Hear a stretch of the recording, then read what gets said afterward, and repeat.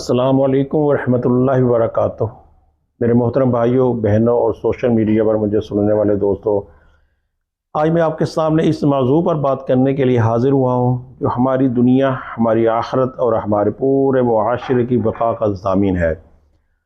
اللہ رب العزت نے کائنات کو ایک بہترین توازن، امن اور خوبصورتی کے ساتھ پیدا کیا، لیکن انسان کو تنبیہ کی کہ اس خوبصورت نظام کو اپنی بدعملی سے برباد نہ کرے۔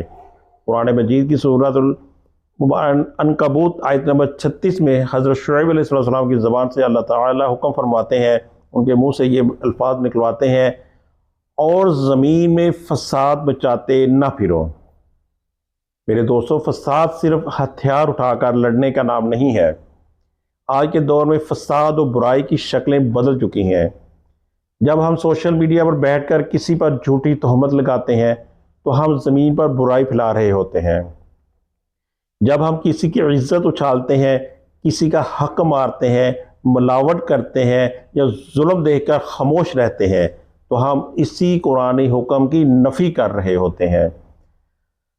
اللہ تعالیٰ نے قرآن پاک میں ایک اور جگہ سورہ اعراف میں کتنے پیارے انداز میں فرمایا، میں اس کا ترجمہ کر یہ دیتا ہوں، اور زمین میں اس کی اصلاح کے بعد فساد نہ پھیلاؤ۔ یعنی اللہ نے تو زمین کو سموار کر دیا تھا، اس میں امن کا نظام دیا تھا، پھر انسان کیوں اپنی انا، لالچ اور حسد کی خاطر اس امن کو غارت کرنے پر تلا ہوا ہے۔ اسی طرح کی بہت زیادہ حدیث بھی ہمیں مل جاتی ہیں۔ ہمارے پیارے نبی رحمت دو عالم صلی اللہ علیہ وسلم نے ہمیں ایسا معاشرہ بنانے کا حکم دیا تھا جہاں کوئی کسی کے شر سے محفوظ نہ ہو۔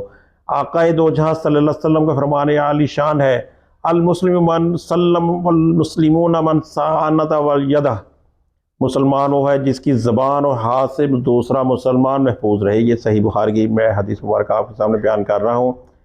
آج اپنے گریبان میں جھانک کر دیکھیے، کیا ہماری زبان سے، ہمارے سوشل میڈیا کے کومنٹس سے، ہماری پوسٹ سے دوسرے محفوظ ہیں؟ کیا ہم برائی روکنے والے ہیں یا برائی پھیلانے والے ہیں؟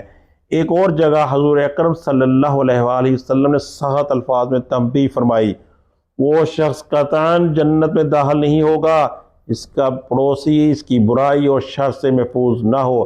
یہ صحیح مسلم کی میں حدیث مبارکہ آپ کے سامنے بیان کی ہے۔ سوچئے، جب ہم برائی پھیلاتے ہیں، کسی کا دل دکھاتے ہیں، تو اس مظلوم کے دل سے نکلنے والی یہ سیدھی عرش الہی پر جاتی ہے۔ اللہ تعالیٰ فساد کرنے والوں کو پسند نہیں فرماتا۔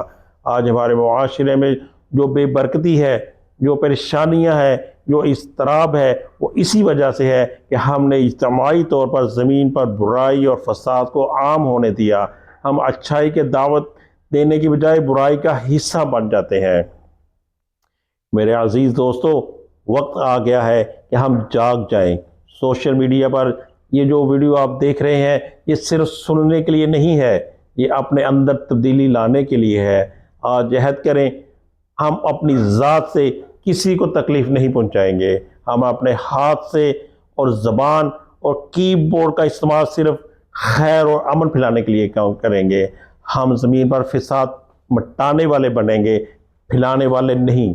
اللہ تعالیٰ سے دعا ہے کہ ہمیں قرآن و حدیث کے ان احکامات پر سچے دل سے عمل کرنے کی توفیق عطا فرمائے، ہماری زمین کو امن کا گہوارہ بنائے اور ہمیں فساد و برائی سے محفوظ رکھے۔ وَمَا عَلَيْنَا إِلَّا الْبَلَاغُ الْمُبِينُ۔ پاکستان